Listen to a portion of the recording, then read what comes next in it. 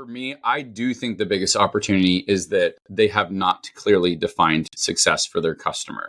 That to me is what is one of the biggest myths. And I say that because, and what I mean by defining success, I like things to be so black and white. Like if you run a marathon, I know without a shadow of a doubt when you cross the finish line, you have successfully completed the race. I know that when you go to college or university, when you have the diploma and attended graduation, I know without a shadow of a doubt, you've completed that journey. I know when you have a black belt that you have successfully completed the journey to get a black belt in Taekwondo. So it's these things that are these markers that tell us without a shadow of a doubt, you have been successful.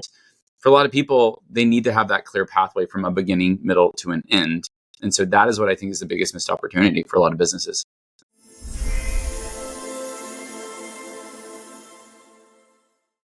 Hi, everyone, and welcome back to Your Customer, Your Success. My special guest today is Mark Stern, the founder and CEO of the Custom Box Agency.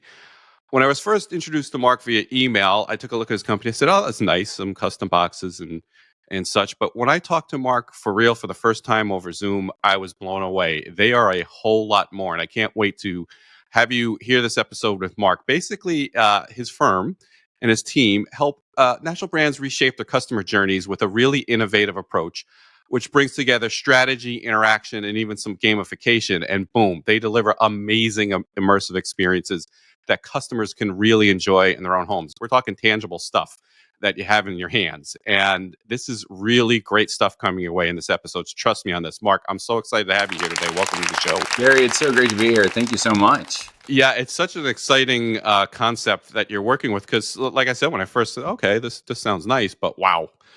So I'm going to turn it to you. Please just tell us what you do and how you do it and how do you design these experiences through custom boxes. Yeah, no, it's funny. Custom boxes are just our vehicle. Really, we're in the business of optimizing the customer journey. And in doing so, you can really just transform that overall experience. So when we work with clients, we say there are 3 core journeys your customer goes through. It's essentially your customer life cycle. The first journey is your acquisition journey. How do customers discover you to buying your products and services?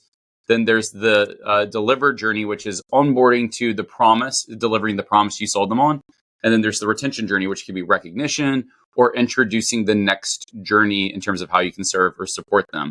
And when we work with clients, the thing that I want is so many business owners do not do a good job defining what success looks like for their clients and their customers. And I can help you build a process or a roadmap to making sure they know that when they hit that milestone, they know without a shadow of a doubt that they've achieved success. And our vehicle of choice that we deliver is that in this age of AI, everything is getting more and more digital. You're seeing this rise of digital distrust because everything can just be done in a matter of seconds when it's about building content. What's powerful about something physical is not only is it a powerful way to stand out in all the noise, you are truly setting your people up for success by sending them the tools and resources that they need. And so this is why with these box experiences, and boxes can be all different shapes and sizes, but for us, there's a formula of what we want to see to guide them through that journey and get that result. And through doing so, as you said, there's a lot of strategy, there's a lot of interaction, and there is a lot of gamification that we do because we want to incentivize and reward behavior and celebrate people when they hit those milestones. That's amazing stuff. So give us a little bit more about like exactly what you're talking about. You can even do things like coaching boxes, right? And talk about a little bit of maybe the gamification and taking people on the journey. Yeah. So how we like to do it is our core formula when people are, and I can hold up for those who are watching a video, you can kind of see some of the resources that we do. But with clients, when we work with clients, what we want is, let's just say that you just acquired a new client. And who, if you're wondering who is this for, there's so many different industries that we work with, but I'd say the big 5 are, we work with a lot of software as a service company. How do you gamify the first 30 days to get people utilizing your software platform? We work with a lot of local businesses, service providers. We just finished a box experience for a lawyer who wanted to gamify the whole onboarding process to help. And he's in, if you get in car crashes, how to get the maximum out of your claim. We gamified that entire process so people can make sure they're taking the steps that they need to take to protect themselves and get the most claim. We've worked with a lot of people in the coaching space. Coaching clients are huge for us just because if you have a coaching program, 3 months, 6 months, 12 months, I can create a box or a series of boxes that can say the first box you receive paints a story of the journey you're about to go while working with me as in my coaching program. But I may only give you the tools you need for each quarter of working with me. So you minimize overwhelm, send them what they need to be set up for success while working with you until they hit that next milestone. And the last category that's really popular with us is we work with a lot of people in the virtual event and info product spaces, because there's just a lot you could do with that. How do you tee up a 3-day virtual event or 1-day workshop that also seeds the next step, the ascension plan, in terms of what you have in front of them? So that's a lot of who we can serve. But just the use cases, there's just so much you can do when you blend in physical. And when we do a box, a lot of what you see in our formula and how we, to answer your question, it's very common for us to have a welcome note, reinforce buyer behavior and why they got started in the process, a getting started guide, something that tees up the journey that they're about to go on, reinforces the tools and resources that they have access to, reinforces it with testimonials, and introducing your universe of how else you can sell them, support them. Success kit, journey map. So how do we show them the pathway that they're about to go on? And the other thing that we love to do is a lot of clients love the approach. We love to include rip and reveal envelopes.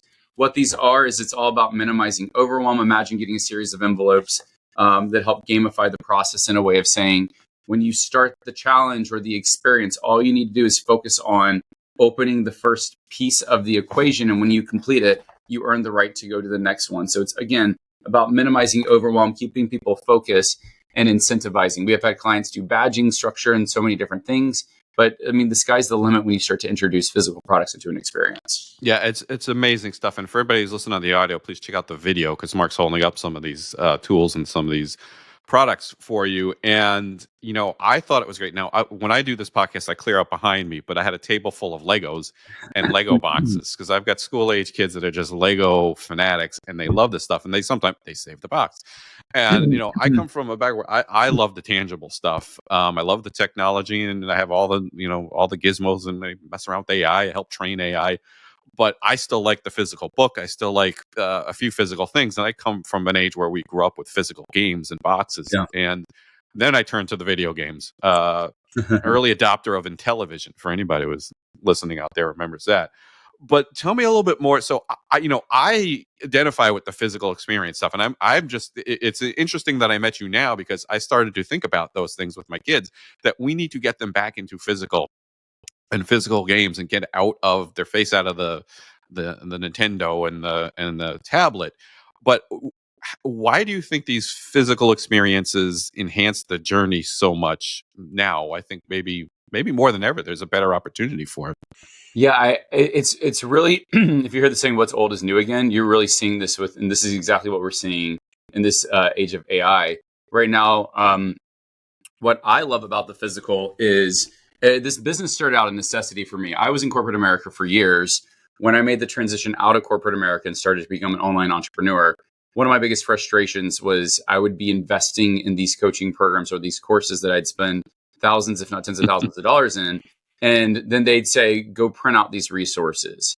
And if you think that I'm going to download a digital worksheet and fill out a digital worksheet, the amount of digital files on my computer or the amount of logins that I have, I lose track of, because it becomes quite overwhelming. And the cool thing about something physical, when you send me it, you remove obstacles. So what I mean by that is, if you told me that I need to print something out, you're assuming 1, I have a printer, 2, it has ink, 3, I have paper, 4, it's correctly hooked up to my computer, 5, that I'm organized when I print out all these resources. If one of these steps gets missed, you get in this mindset of someday I'll do it and someday I'll get to it. It's very different than you saying, okay, I'm your trusted mentor through this journey. Let me send you everything you need. You completely eliminate the obstacles and they can get started right away out of the gates. You no longer live in someday, or you no longer live in this idea of, I'm going to download that digital worksheet and fill it out and save it to my desktop and revisit it at a later date. Because I will tell you, and this is my own behavior, there's never been a time that I've downloaded a digital worksheet, completed it digitally, and that power of pen to paper. The other thing which you just alluded to that I don't want to miss is there are things that we naturally save. So when we think about physical, the challenge that I would have for you is, don't think about a swag box. We joke and say swag means stuff without a goal. think more around what are the things that you naturally save in your life. And for me, this is like one of the big things that I look at, that I know that when you read a book, typically you don't throw it out after reading it. You put it on a bookshelf. And this is why a lot of our experiences are intentionally designed to be small enough that you can put it on a bookshelf. Replayability is a big theme for things that we save. You talked about board games. The powerful thing about board games is you don't play Monopoly and then throw out the game after it's done. This is the container of the experience. So how do we think about the replayability or the repeatability so people can go through it? And a perfect example I can give you is, have you ever listened to a song or watched a movie and then 6 months later or 6 years later watch it and you had an completely different interpretation of that experience? The thing that's so powerful about that is I don't see a lot of businesses saying, go through my product now, and then in 6 months, I want you to go through it again, because you will have evolved. Your environment will have evolved. Your maturity or your education on the topic may have evolved. So going through it again may open up a whole different experience, like replaying a board game. When you play Monopoly twice, it's not going to be the same experience. So that's a powerful thing that we save. You talked about Legos, things we collect, the inherent nature of collection, coins, Beanie Babies, Pogs, baseball cards. The inherent nature of collection is a really powerful thing, that if I tell you that this is box 1 of 4, and I can even show you like how we played with them. I'm going to grab something over here. Yeah, sure. You can see with this client, for those who are listening, I don't know if you remember when the United States came out with a new quarter for each state, but there were a lot of people who were selling these maps that were coin boards, that as you collected the Alabama quarter and the Colorado quarter, you can press it into the map. The cool thing about that, in the spirit of collection, you will never get rid of that board because you are collecting something. Those things can be engineered in your business. This is someone in the IUL space, the insurance space, that we built a coin board that as they went through, they earned coins and they want to collect all the coins to be able to complete that phase of the journey. It's just a different reimagination of things that we already see out there. But this idea collection is a really powerful means of things that we save. So that's kind of what we start looking at is, don't just send someone a box, send them something that allows them to enhance the experience they're having in the journey and truly sets them up for success, or has that replayability, or has the element of putting them on a game to want to collect all the pieces. Yeah, that's interesting stuff, because you're jogging my memory here. And I was even thinking of the music industry and the album cover, especially in the days when it was vinyl. It was a huge part of the experience, right? The artwork and the inside of the album. And I think a lot of that's lost. And streaming's nice, and you can just download your favorite song or even your favorite album. But it was, don't forget, people had a record collection back in the day, and it was that album and the album cover that really helped that build that experience and that journey. And just think, whatever music you're into, think about it. It's lost now, I think. So that's a lost art form. But I think it really connected you to that, to me, to a band. Whether it's a U2 cover. I was U2 nut back in the day. And just the Octung Baby album cover was so unique. And I still think of that one all the time. That was a game changer. But I'm sorry, you're going to say something. Go ahead. Yeah, I love that you brought up music, because what's crazy is, in the spirit of what's old is new again. Well, first, my dad to this day still has his 8 tracks and his vinyl records. He has no means to play them. But again, in the spirit of like the topic of play and replay, the replayability like a board game, it's no different than DVDs or VHSs or any type of music, cassette players, cassette tapes. And then my nephew, who is, he just turned 16. What he wanted for his holiday gift was a vinyl record player. And again, you're seeing this new generation of like teenagers and youth who want a vinyl record player. And you're seeing this reemergence of that craft, which is, again, it's crazy to see that, because vinyl, like when I was a little kid, I think I had a vinyl record player that had like kid songs on it, but like it was just never, it's like it skipped my generation. But to see it reemerge is really powerful. But again, this idea of how many households in America have vinyl records or 8 tracks that are just collecting dust, but they can't get rid of it. And it's that replayability makes you want to save it. Yeah, and for the record, I was more the cassette era. I'm not that old, Me but too. my my parents and my older brother was more the record era, and I could still see the hi-fi in the living room with the Sinatra albums, Yeah. and the whole nine yards. They were that era, Sinatra, Perry Como, and and everything. And we had this huge hi-fi full of records, and my grandfather had a massive opera record collection as well. So interesting stuff. So this is great and very interesting, but the business minds are probably going out there. So talk a little bit to us about ROI and how this works, and how this might prevent churn and build retention. So what's in it from a business perspective, because some people might be saying that's nice but it's probably expensive, and I don't have the ROI might not be there. How Yeah. would you answer that? So it just depends on what the strategy is. If it's an acquisition strategy, I don't want it to be an expensive piece. And so the reason one of the examples I'll show you is two of the products that we've introduced. And this is one, I don't know if I sent this to you, Gary. I'll send it to you just so you can see what we're launching. Yeah. 57 hats. I'm holding up a box set it looks almost like a card deck game. This is a tool to help business owners understand how many hats they're wearing in their business. I'm using this as a means as a acquisition play because our hard cost of this is under $10. So when you look at this, it's about the same cost as buying a book. A book is an acquisition play for people who do like a free plus ship book or a book offer to tee up. Let me introduce you in my methodology. And so if you wanted to ascend with the products or services, book is used as a really powerful lead magnet. We're leveraging the same way in that capacity as a box as an acquisition play. If I can give you a breakthrough, and in this, I can take you through an exercise in about 10 minutes that shows you how many hats you're wearing. And I can show you how to think through, should I delegate this? Should I do this? Or should I delete this role? And in the online portal for every single piece in this box experience, I give you all the supporting tools to understand what are the KPIs for each role that's being featured. Here's a job description you can swipe. I'm using this as an example to show you that it doesn't have to cost a lot of money from an acquisition standpoint, but the goal of this product is not the product. The goal of this product is to ultimately ascend you up into our higher ticket workshops or hiring us to do something similar as an acquisition play within your business, because it's a high perceived value. It's a new opportunity. And again, we are starting to now get loud on social media. The amount of people who have got an early precursor to it or who have heard about it and are wanting to jump on it, they're creating a lot of buzz for us. I even had my high school English teacher reach out to me about it.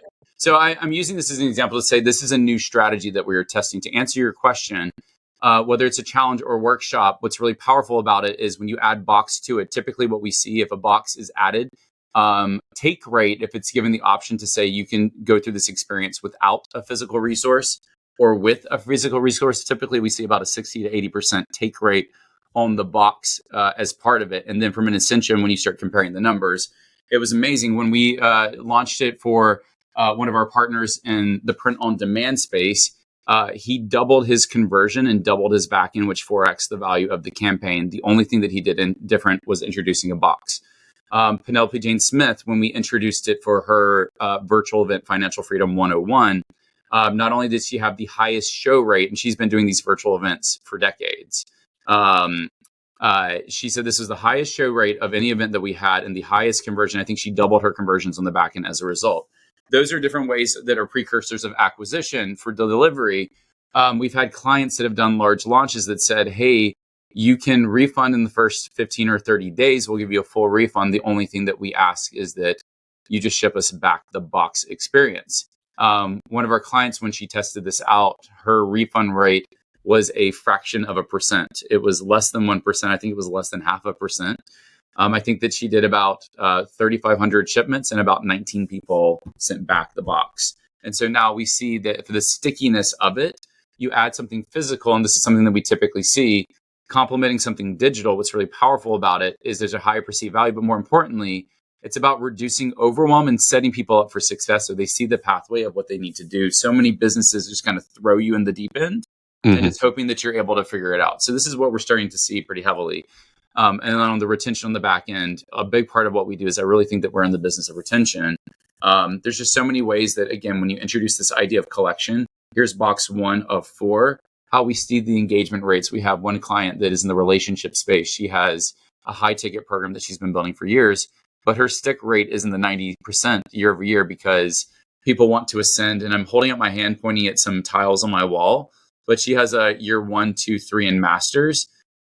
It's being seeded so well that people who are in year 1 know what the journey is and they get the tools for each year, that they're already dreaming in their head about becoming that master level, which means if you start planting that seed with the way you conduct the story, you're not selling them on, and her high ticket offer is 15K, a 1-year 15K offer. You've now seeded them into a 4-year 60K offer that they see and they're thinking about being part of. So now we're seeding the full experience as opposed to just the card that's right in front of them. So there's all different ways to do that. I hope that answered your question, but Yeah, that's what this amazing. comes to life.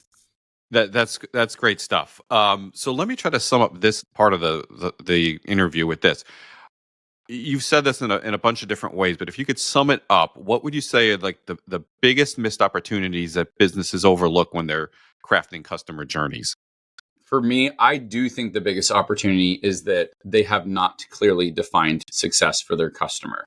That to me is what is one of the biggest myths. And I say that because, and what I mean by defining success, I like things to be so black and white. Like if you run a marathon, I know without a shadow of a doubt when you cross the finish line, you have successfully completed the race. I know that when you go to college or university, when you have the diploma and attended graduation, I know without a shadow of a doubt you've completed that journey. I know when you have a black belt that you have successfully completed the journey to get a black belt in Taekwondo. So it's these things that are these markers that tell us without a shadow of a doubt, you have been successful.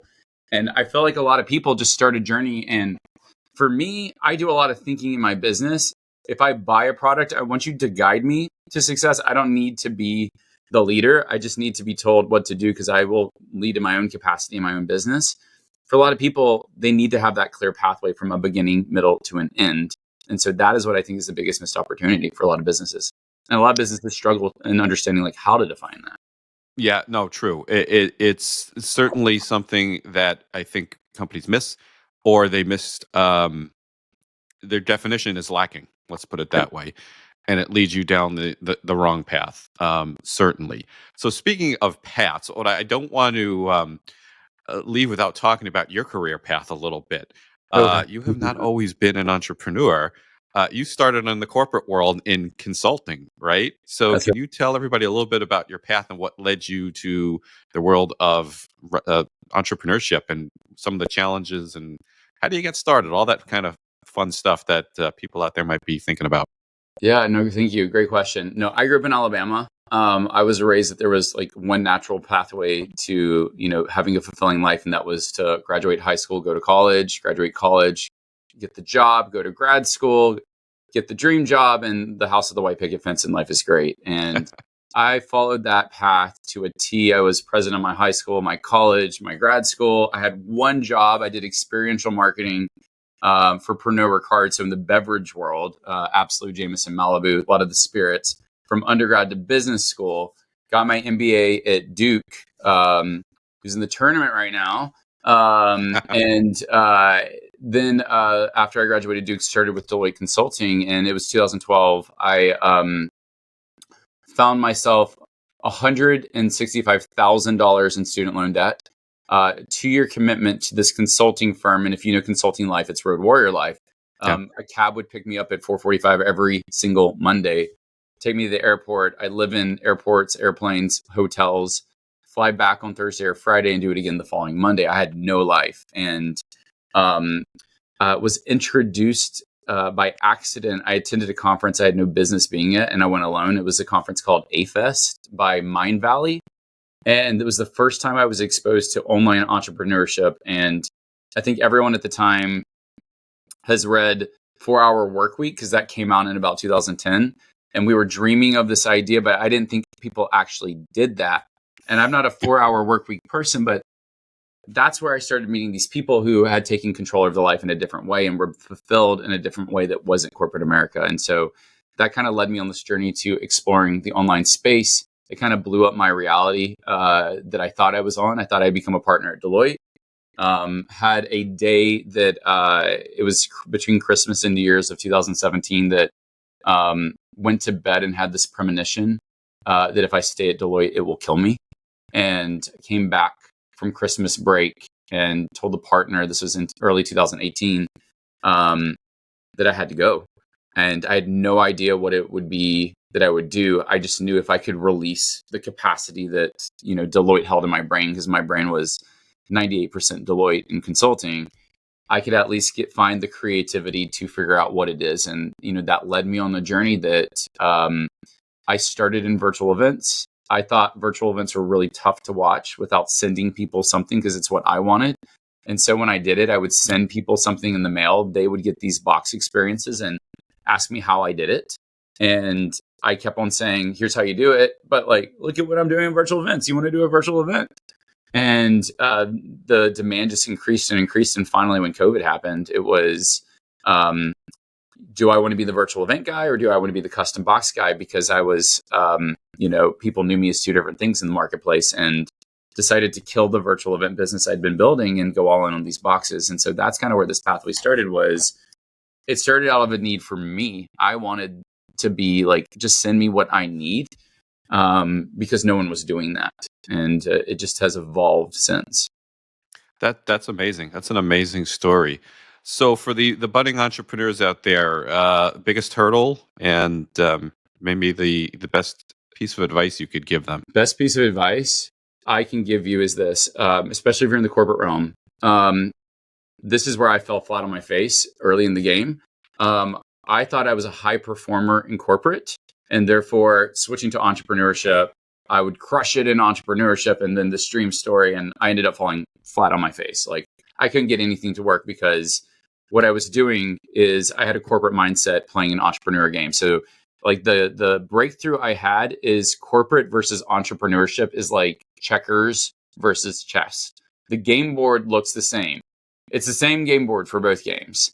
The difference is the rules are completely different. So I was playing checkers with chess rules, and it just didn't work. And so I will fail by doing that. What I had to learn was to take a step back and learn how to play this new game of entrepreneurship. And my competitive edge was the experiences that I had beforehand. So that was the biggest aha I had. It wasn't that I didn't have it. I just wasn't playing the right game with the right board and the right tools. So once I figured that out, once I took a step back to learn how to be the entrepreneur and play the online game, everything that I did at Deloitte and prior to became my unique competitive edge to make my playing the game, that better. So that to me was literally one of the biggest lessons that I learned making that transition. Learn to play the game. Amazing stuff. Now, I usually ask that in chip shots, but I was going with it as we were talking. More. You can do another one then. No. I was just saying, I was just kind of rolling with it. That's one of the chip shots questions. But we'll get to the segments in a moment. One more question, just to kind of bring it all together. You went through a couple of examples real quick back there, but could you share an example of a campaign that took a unique approach? Just kind of put this all together into something tangible in an example. One more for everybody to really bring it home. Sure. Let me see. I can grab. Here, I'll grab the lawyer one just because it's a cool one. All right. And you can see here's a box example. This made sense because he did a book launch. So anytime a new client joins his law firm, one of the things that we do is, again, you see welcome note, just to orient them on the journey that they're about to go on. Getting started guide, welcoming them to the firm and just setting up the journey that they're about to go on. You could see that when we did his journey map, it's almost exactly like a game of life board kind of look and feel. If you've ever played the board game of life, or Candyland. Yep. But literally each stop is the things that they need to do. And you could see as they go through this experience, and we did, again, they earn the right to open up envelopes. Envelopes are a modality. You don't have to do the envelopes, but it's just a fun part to gamify it. So as people go through, and you can see the different steps, there's an envelope for each of the 6 stops, but they'll earn badges that they can start to fill out. So part of this is how are we gamifying it when they get through. He has a surprise and award for them at the very end, and he takes their picture and they have their settlement check and everything. But it's a fun visual way to guide people through what could feel like, if you've ever dealt with anything in the law space, it's heavy and it's an energy suck.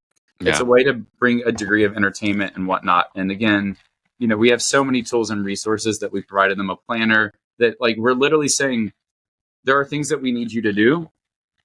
We even tunified his dog. You can see this is his dog, and made a coloring book that they could give their kids as well, and some color pencils that are in here too. But it's a fun, interactive way to take something that feels so heavy. This is just how we imagine this experience for a law firm. But there's just so many different ways. Cards are a powerful modality. This is a tool that we designed, and I need to send you some of these, Gary. So I'll send you out please some of these. There's a way to visualize your customer acquisition strategy, and then each card you play that tells you this is how I'm going to acquire customers. There's an online portal with additional supporting tools and resources. That's what we did with Activate Deck. So that's what's cool about this, is that literally you want to break down the process to get the outcome as to what you are promising. And then how are you giving them the tools and resources every step of the way so they know that they're set up for success?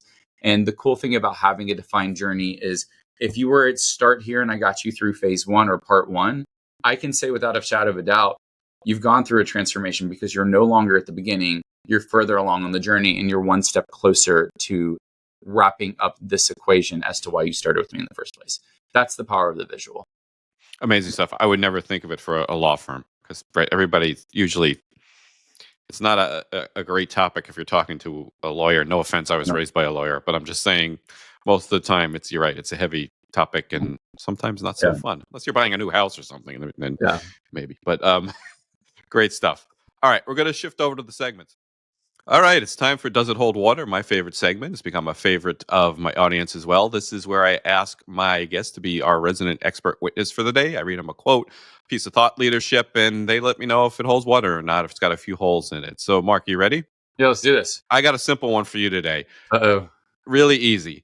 And I quote, "A brand's most dangerous competitor isn't another company, it's customer indifference." Oh. A brand's most say it one more time. Repeat it one more time. A brand's most dangerous competitor isn't another company, it's customer indifference. So I'm going to say it holds water. So that's an interesting one, just because part of what I've learned in this game as an entrepreneur. So here's where my head goes when I hear that. I remember early days of entrepreneurship that I was like, oh, I can't do that because another person has this concept, or like I can't build it because it's already been built. And the piece that you have to learn is that all of us can play together and be competitive together, and competition is a good thing. I like competitors because we're growing the market as a group, as other brands in the same space. So that's kind of like, why I'm such a fan of having other players, because I feel like you get to play off each other, challenge each other, and grow at a faster rate because we're all growing the pie. Just because you and I sell the same thing doesn't mean that if clients sign up with you, you took a client from me. The reality is I have seen people present and teach the same thing or sell the same thing, but why is it that I resonate with one person for one thing and another person for another thing? It's just because of how we're wired. Those who speak to me, or those who I can relate to more, I'm going to be more inclined to follow, investigate more, and buy their products and services. And so that's kind of where, like, the more, and especially in this age of AI, where people are just like building brands in minutes overnight, like standing out, I think where you can really differentiate is what's the experience? What are the things that you are doing to set people up in the acquisition and onboarding journey, and also continuing to reinforce how you support them in that retention journey, so they continue doing it. Because I don't think that a lot of people want a variety of products and services. I think that they want a few trusted mentors, a few trusted products that they know that can get them the results that they're looking for. And so that's kind of where, when I hear that, that's where my head goes, is just around this idea that when customers, and this is also like, when customers don't buy, it's not necessarily because of a competitor. It could be just the way that you're positioning the messaging in the marketplace, and are you clear with what you're offering and the promise that you are guaranteeing your people? So that's kind of where my head goes when I hear that. Yeah, no, I thought it was an interesting one because, I thought about it. Like, I've had a number of coaches over the years, and, I think one in particular who had no anything. It was just give the coach a call, talk on the phone. There was no platform. There was nothing tangible, not even a website, really, a little small resource on the web. and it kind of left me. The person was brilliant. It was a really good coach, but just blah. Right. So it just spurred my thinking. Thinking the more when you said a coaching box, I said, you know what? That's absolutely brilliant. Because I've had a number of coaches over the years.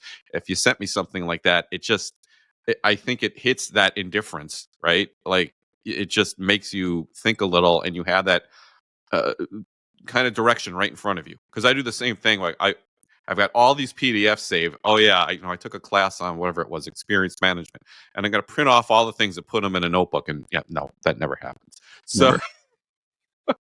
so I just think it's just such an interesting concept. That's why I Yeah. wanted to throw that one out there for you.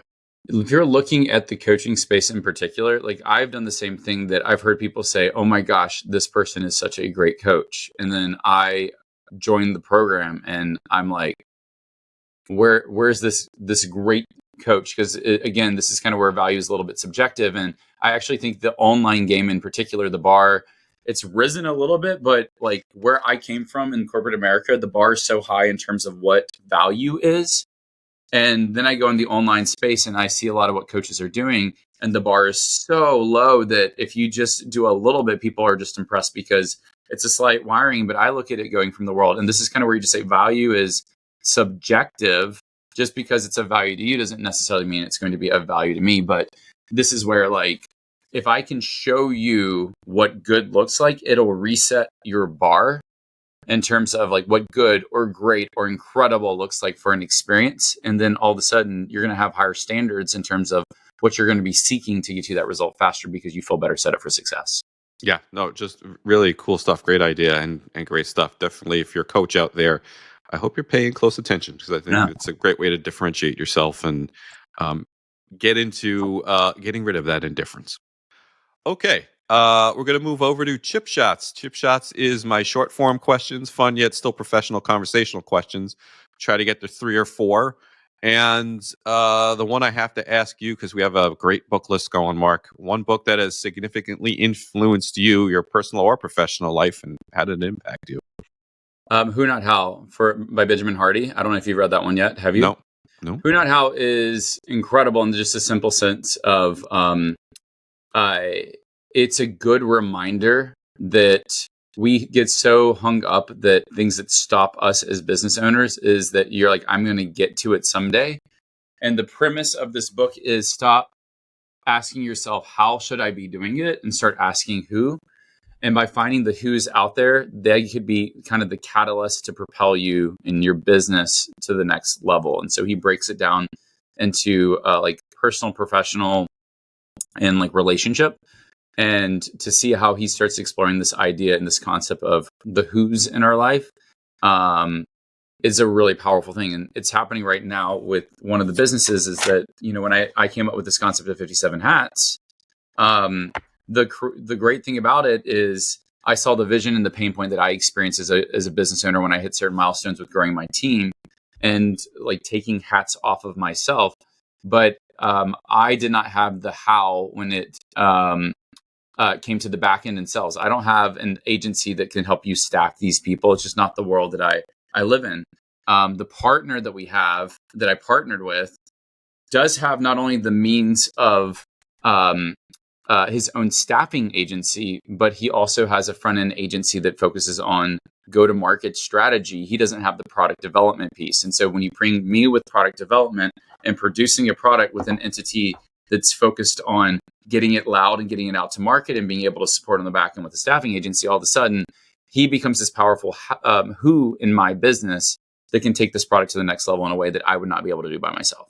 So that for me took off so much pressure as I was thinking about projects I want to do and just getting out of my own way to let the project succeed faster. That's interesting. That's a great one. Yeah, I've been thinking a lot about that myself. Just reviewing some consulting material in a consulting book I'm reading right now. Same kind of concept.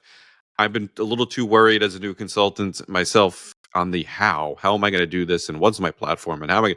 And it's the who. It's what pain are you solving for your clients and your customers to bring it back to the client centric world. So interesting that you brought that up because literally that's the type of book I was just reading last night. Yeah. Oh, you got to read that book. It's a great Audible. Oh, great. I got plenty of credits. So there you go. Me too. All right. So for you, this is going to be an interesting one. I think if you could spend a day shadowing a leader or professional in any industry, who would it be and what would you hope to learn from them? So one that I actually would love to spend a day with is Joey Coleman. I don't know if you had Joey on the show. Nope. Joey Coleman wrote a book called Never Lose a Customer. Again, you should totally have him on the show. Okay. He's incredible, but like a New York Times bestselling author. But what I would want to do is not only shadow Joey, but I would want to make it a little bit more of an adventure to shadow him by going through different spaces or places that specialize in experience design. So it'd be like to shadow him and walk through Disney would be fascinating, to bring an expert mind and having conversation as we go through different modalities, whether it's places in Orlando, whether it's going to fine dining restaurants and continuing the conversation, but to take that conversation through different modalities of environments and especially analyze how they are doing that customer experience. I think would be fascinating just to learn from him as such a great expert in the space. Yeah, no, I'm not familiar with him, so I'll definitely look him up. That's for sure. That's another book, though. You should to add to the list. I'll put it. If there's more than one, honorable mention. So we'll go. Book number 2. We've got one person. We had 3 of them. So, all right. So let's keep rolling. Now we've already talked about this, but I think it'll be a good one to ask and build off of what you just said earlier. Is there a particular experience or failure early in your career that taught you a valuable lesson that you still use today? So, like the transition from corporate to entrepreneurship definitely is one. The other one that I would say that was really helpful is when I came from corporate America, you were celebrated at Deloitte for being the world's best generalist. You were celebrated for being good at everything. Yeah. That's what they wanted you to be. You needed to be strategy. You need to be implementation. You need to be good at everything. Switching to entrepreneurship, being the world's greatest generalist is not celebrated as an entrepreneur.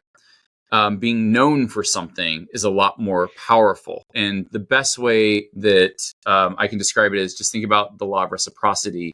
I want other people to win. Therefore, the law of reciprocity states that other people want me to win. And when I think about how do I make it easy for other people to help me win, then it needs to be easy to communicate how I serve customers. So when I was the world's greatest generalist in the online space, if you say I do websites and I do YouTube video editing and I do coaching and all these things, it gets confusing to say I need to recommend you versus the person that specializes in YouTube, specializes in Facebook ads, specializes in a certain type of coaching. And so niching down becomes one of the most powerful modalities for you, because if someone says I want to build a cool box experience, I guarantee you'll see people ignite to say, you need to reach out to Mark Stern, you need to reach out to Mark Stern, because I made it easy to do it. The other benefit of niching down is think about where you spend your headspace. And for me, when I let go of all the other businesses that was competing for my time and was able to go 100% on these custom box experiences, that means all my mental capacity gets to go in deep and think deeply about strategy when we start to build out these experiences, which means if someone else says, I do X, Y, and Z and box experiences, well, they're splitting their time between so many different modalities that they're not going to think as intimately as I do, because I've niched down and get to put all my headspace into it. So in that sense, they cannot compete with me because they simply haven't developed the craft and the focus that I'm not splitting 50% of my time on virtual events and 50% of my time on this box business. I'm 100% deep on thinking through this concept in a way that competition, unless they were 100% deep, would not be able to keep up with me. So that was a lesson that I had to learn because I was not getting traction. And the second I did that, you could see in a year, we went from 0 to $1 million with the business when I niched down, which I didn't think in my head was possible. But to do it, and we did it via word of mouth, it was simply because I made it easy for other people to help me win. That's amazing.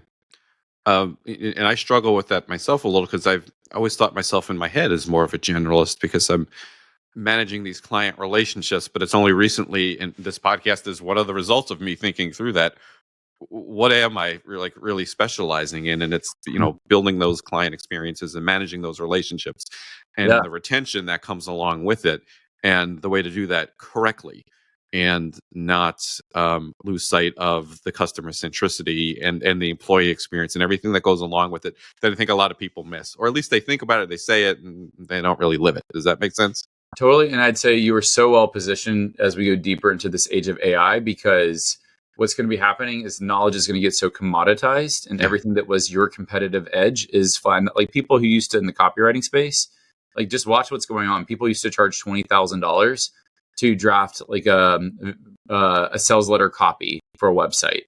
Now we can replicate and feed in successful sales letters and come up with a brand new one for my business in a second using Chat GPT with how the GPTs are. And that $20,000 worth of copy now is virtually free. So you're seeing these industries flatline and completely get disruptive.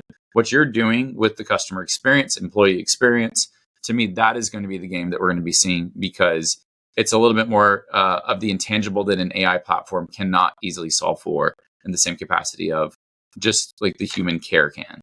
Right. And that's my concern with the AI. And that's why I was careful to have someone on talk about the hype of AI. And it's great in some areas, but it's a little overhyped in others. And be careful, because that's what you're losing. So you can't just press the magic AI button and No, solve a few things. It can help you with administrative things like you just mentioned, bringing a few pieces together in call centers and contact center environment, which we talked about last episode. But you've got to be careful with it. So interesting stuff. All right. One more. one more. One habit or routine that you've cultivated over the years that you believe contributes to your personal professional success. Oh gosh. Okay. This is the one that has changed my life, I would say, since the beginning of 2024. And if you've heard the saying, you're only as good as your weakest link. And there's been times that we've partnered with other third-party partners that like we want to be world class. They just wanted to be good enough, which means if you're only as good as your weakest link, partnering with them, the best I can be is only good enough. We've had team members that the team could be performing high, but there's one weak link that when you remove that link, the business grows and ascends. Using that same thing on self, if I say Mark Stern and you are made up of your business, which is like how you make money, your body, yourself, which is sleep, nutrition, relaxation, fitness, and then relationships, your love relationships, your family relationships, your personal connections. If we look at this through the lens of relationships, self, and business, if my business is being treated world class, but I'm not treating my body, and my body is only being treated good enough, then I'm limiting what I truly can do to grow the business to the next level or enhance the relationships that I have. And so a lot of what I focus is I've always been about business, and I've neglected my body and my relationships, not intentionally. But if I truly wanted to have the impact with my business that I knew it could have, then I need to make sure that one, I'm taking care of body. And so how I've started to prioritize like health and fitness, what I'm putting into my body. Sauna has become a routine of mine in the mornings, just because I love that element of sweating, and it forces me to meditate in a world that I struggled with meditation. Mm-hmm. That to me has been one of the most powerful things, that as I started getting self on track and really spending more time and loving myself a lot more with the things that I've done, I've dropped about 60 pounds of fat. I put on about 15 pounds of muscle. That direct like exercise of that has taken my business to another level, because it's all connected. And the same thing, the relationships that I'm having are a lot more intimate, a lot more connected, simply because all these pieces are interrelated. So that would be the thing that I tell people to think about in terms of, your day to day. If you feel stuck in your business, I would say pivot and think about what's going on and how do you optimize relationships or optimize self. And I bet you when you start to focus on one of those two other areas, indirectly, it will impact business. Brilliant stuff. Thank you for that, because I think, and a lot of people think of the connectivity. You might think of each individually. I'm going to work on this. I'm going to work on this. I'm going to work on this. But it's all connected. You're right, and certainly you just gave me a little bit more motivation to go to the gym at the end of the day today. I did my walk first thing, but what I've neglected a little bit is the weight training and the strength. So I was the same. I had lost some weight and built some muscle, and I'm at the age where I've got a good personal trainer that says to me, "You need to build the muscle, work on the flexibility, and obviously lose the dad bod a little bit here." And this year I've been a little off, so I got to get back, and I've been a little bit better over the winter with getting back into the weight training and building the muscle, and hopefully the fat starts to go a little now that the weather's changed. Trust me when I say I didn't do it alone. I had to wave a white flag to say I need help, and I'm not one that easily asks for help. And I'm so glad I did, because the program I joined, I had no motivation to go to the gym. I lost all that motivation to go to the gym and be healthy, and they reignited that passion because they showed me an easier process that fit into my lifestyle, and it changed everything. Yeah, in my life. That's great. That's wonderful. And for me, I'm a golf nut, so what I miss in the winter is the walking the course. I try to walk whenever I can. Yeah. And walking courses, people don't realize that's a 7-mile walk, 8-mile walk. Yeah. Yeah. Up and down hills on terrain, right? Not just walking on sneakers on pavement. And in between, you're chasing a golf ball along, and I'm not usually walking in a straight line very much, so it takes a little bit. Do the Fitbit or the tracker. Yeah, so I got one of these, and but I'm looking forward to getting out there for golf season. So great, Mark. Thank you so much. This, I wanted to make sure I'm starting to bring this audience, some people actually putting this stuff into practices. I've had some wonderful CX consultants on and strategists, and I want to make sure I continue to bring people who are actually going out there doing these and creating these experiences for people. So this has been a wonderful discussion and a wonderful example of how you can do just that. Before we go, can you tell everybody, please, where they can find you and your company? Yeah, for sure. Thank you. You can go to customboxagency.com. Feel free to reach out to the team. We love to connect with people. So we're happy to hop on a call. And then you can find me on LinkedIn. It should be under Mark R. Stern. And just feel free to reach out to me, message me. Those are probably the best places to find me. Great. And I want to thank you all for joining us today on Your Customer Success. If you were listening on the podcast, definitely check out the video of this one, because we had a whole lot of demonstrations going on. So thank you for tuning in. I'll be back with more CX leaders, customer success folks, and maybe even some more leadership and HR folks soon. So thank you for joining us. That's all for today. Bye for now.